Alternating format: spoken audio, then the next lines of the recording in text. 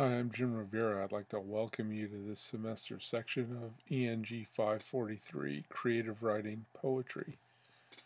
I think we're going to have a lot of fun this semester, but I'd like to warn you too, it's a lot of work, at least initially. So get on top of it right away and keep up. You probably want to start reading as soon as the semester starts, if not before. Now, this course is going to introduce you to poetry both academically and practically. You're going to learn about the history of poetic forms. And you're going to learn how to try writing in those forms.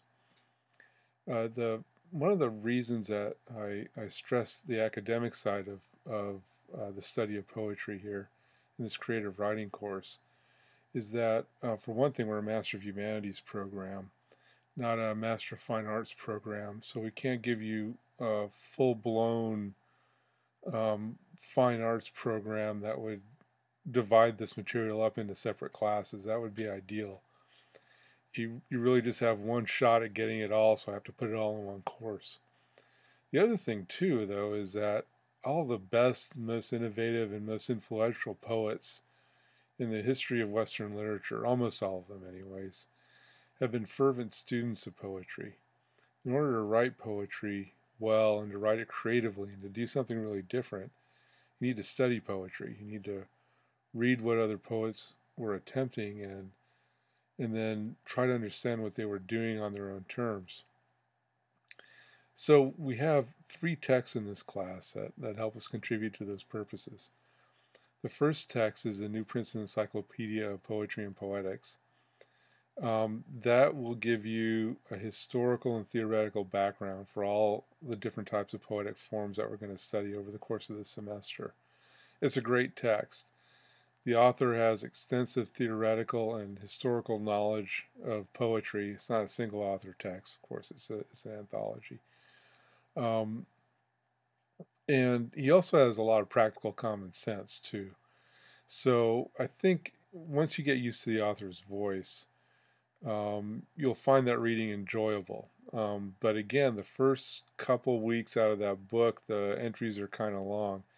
Once we get into specific poetic forms, the entries are much shorter and won't take as long to read. But this week's entries are going to be kind of long, so you want to get started on them right away. The second book is by Stephen Fry, The Ode Less Traveled. That's a wonderful, funny, easy to read book that will teach you the mechanics of actually writing poetry. Fry, if you don't recognize the name, he was a British comedian who played the talk show host in the movie V for Vendetta. And he wrote the book like a British comedian, so I think you'll enjoy reading it. He does get a little crude at times, especially in the comic verse chapter, so I'm just warning you ahead of time. If you're going to be offended by that, just don't read those pages. And I have them pointed out in the syllabus. But it's the best book I've read as far as teaching students how to understand meter and rhyme and how to scan poetry. I went through my undergraduate degree and then my graduate degree thinking that teaching people how to scan poetry was some kind of a mystery, and he made it very simple. So I think you're going to enjoy reading that book, and all your practical exercises in writing poetry are going to come out of that book. The third book is a Norton Anthology of Poetic Form by Strand and Boland. And that's primarily going to give you examples of the types of poetry or meters or stanzas that we're going to be practicing over the course of the semester. Now, let me tell you, poetry is an art. That means it requires a certain amount of talent. But it can also be taught. At least you can understand the form and how they work, and you can attempt them. You're not going to have a lot of time to agonize over a poem in this course because I want to give you a wide sampling of poetic forms. So I don't actually expect your poetry to be great, although you might surprise us both. To be honest with you, that's happened quite a bit. I do expect you, though, to understand the shape of the poetic form, how it works, and the way it's designed and what conventions it follows. And I think you'll find that following the conventions of these different poetic forms are they're almost like word puzzles. It's part of the fun, and it's almost liberating for some people to have a specific form to follow, so that you don't have to worry about the form of the poem. What you want to worry about is how best to express your feelings and thoughts and ideas and moods through that form. So what I want you to do is read those texts, make sure you do all the assigned reading, and attempt the forms as carefully and conscientiously as you can, and creatively. Feel free to try and make meaningful modifications to them if you have ideas within the confines of the form.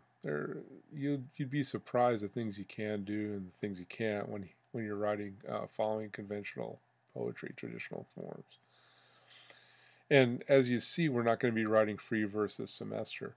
It's not that I think free verse is bad or not real poetry, or that it's not good, or you shouldn't be writing it or anything like that. It's that the people who inaugurated the writing of free verse in the early 20th century were people who studied poetic forms across the world, different poetic forms. Ezra Pound, T.S. Eliot, all these people were students of poetry. And because they studied poetry, they understood how language worked down to the individual syllable. Not just the line, but the syllable, how the syllable sounded, how long it took to pronounce it, what patterns it followed. And because they did that, they were able to write some really good and effective free verse. So I emphasize formal verse in this class, not because I'm opposed to free verse, but because it'll give you the background to write really good free verse. You'll know what you're doing. It'll give you like tools that you can put in your toolbox. So if you've written a lot of free verse, you're not going to get a lot of chance to use it this semester. But I think you'll come back to it with more knowledge, more insight, and more intelligence about what you're doing and what you're trying to do. And even if you never write a great poem or become a poet after taking this class, what I can promise you is that you'll be much more intimately acquainted with the English language than you were before you came into it, because you'll be paying attention to it that closely. So anyways, welcome to the class. We're going to have a good time this semester. Get started on the work right away. And do it all. The assigned texts are absolutely necessary. You can't do anything in this class without them. I do have the assignments explained both on eCollege and in the syllabus, but you really need to do the reading too, so make sure you do that. I'd also like you to know that you can contact me with your questions at any time. You can email me. That's probably the best thing to do. I have a threaded discussion for questions under Course Home on eCollege. And if you call the phone number on the syllabus, it'll forward to my cell phone, so you can reach me by phone almost all the time too. I live in Ohio, about 40 miles or so from Tiffin. It's kind of a rural area. My house has cornfields around it, like most places in Ohio, I guess. And I live out here with my wife and my 3 kids, Penn, Grace, and Zoe. Penn is 8, Grace is 6, and Zoe is 2. So anyways, that's a little bit about me.